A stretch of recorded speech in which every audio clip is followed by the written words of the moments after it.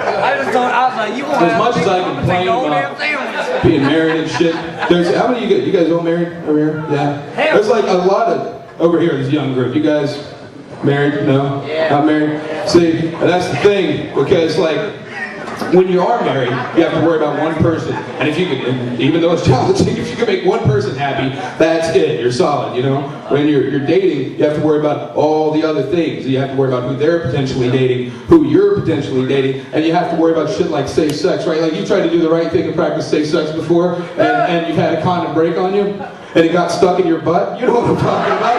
You know, I can tell. We're much friends.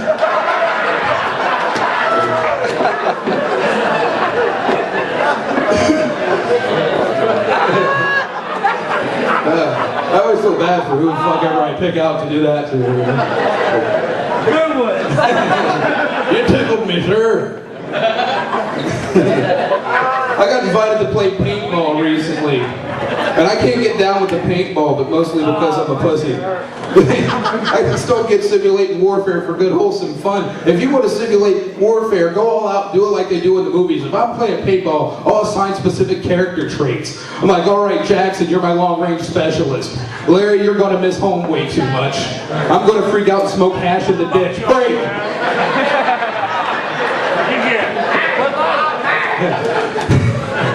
It's a regular 18. One of the silly things my wife used to get mad at me for, that's the weird shit. You get in fights over little stuff, man. Like she got mad at me once for calling her a pet name. And it was something stupid too. It wasn't even offensive. It was like sweetheart or something like that. She goes, don't call me that. I was like, why not? She was like, because I had an ex-boyfriend that used to call me that. So I don't want to hear it out of your mouth. And I'm like, well fine. From now on you can't call me. Come fuck all three of us right now, you big cock stud anymore. Because it brings back memories. Mostly from Boy Scout camp, but I didn't want to get into the details.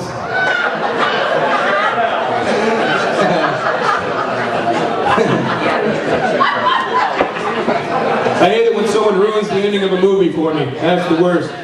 You spend all your time trying to watch a nice movie, and in a split second someone comes in and totally destroys it just with a sentence. That happened to me recently. I was in my living room on my couch, enjoying a fine movie. My wife walks in and totally spoils the ending of it for me. She just walked right up to me and blurted out, "Oh, that guy pulls out and shoots the wad in her face." And I was like, shit. $5 wasted. He wasn't even there to fix the cable, as it turned out. He had his own agenda. You guys are drunk. I like it. We're gonna get along fine, Elks Club. There was a guy who was so drunk earlier, I went to the bathroom and he was so drunk he was pissing in the sink. Yeah, the worst part is I was washing my hands at the time. It caught me in a game of pinochle.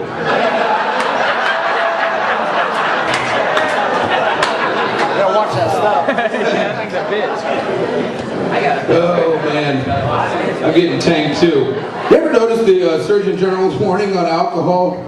It never like says anything useful. It's been the same ever since I've seen it. It says it'll impair your ability to operate machinery, and if you're pregnant, you shouldn't drink. But I think we all knew that before we started drinking, right? So what's the point? Like, tell us some of the useful shit we didn't bank on. Like, if you drink too much, you act like some asshole your friends will never let you forget about. But no, I have to wake up naked in a dumpster with a potato in my ass. And I'm like, that wasn't on the can. It was in my can.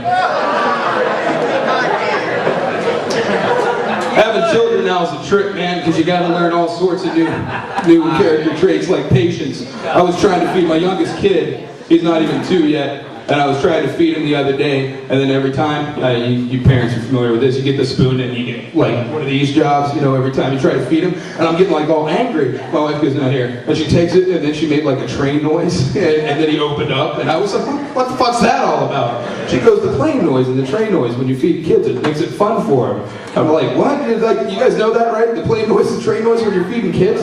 It's universal. They do it everywhere. It makes you think that somewhere deep out in Amish country, people are feeding their kids going, open up, Isaac.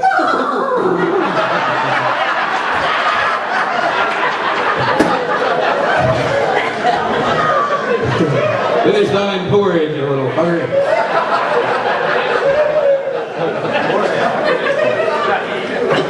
So I'm glad I'm married, because I remember being single, and that wasn't any fun. Because when I was single, my friends were always like, don't worry, Bob, you'll find true love when you least expect it. Like when I least expect. I don't need some girl walking in while I'm beating off in the shower. That's my time. I used to have a problem getting a woman's bra. Remember those days, guys? The first time you actually got down to the bra, and it's like the Rubik's Cube of sex. Like that's how they killed Houdini. They tied him up in a bunch of bras and threw him in the river. I was with this girl for like 10 minutes. I'm trying to get her bra off. I couldn't even find any clasps. And finally she goes, oh, that's a sports bra. So I tackled her and it still didn't come off. It was faulty. I think I was single because of my pickup lines. Because I used to walk up to girls and I'd be like, hey, I bet your parents are both retarded because you're extra special.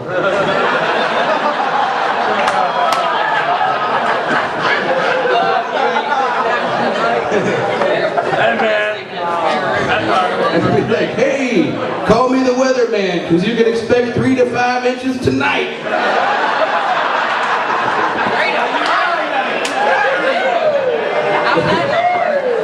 And it was 3, and we were both really disappointed. It's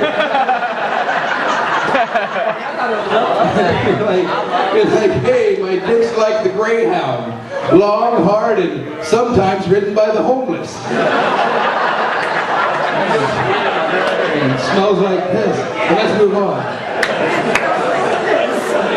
I'm sick of all my female friends talking about finding a new guy. All the single girls now, they just want to find a new guy. And they're like, oh, I just wish I could find a guy who would treat me like a queen. And I'm like, you know what? I was in jail once and being treated like a queen isn't fun at all. And that's it for me, people, and I appreciate your time. And thanks very much. And after the show, if anyone's interested, I have CDs called I've Got Your Nose. And I also have these shirts, which ever so cleverly say, Surgeon General's warning, consumption of alcoholic beverages may lead you to find me attractive. If anyone's interested in some of these bastards at 15 and 10 or both for 20, bring up Cohen. Yeah, let's hear it for Bob Cook, everybody.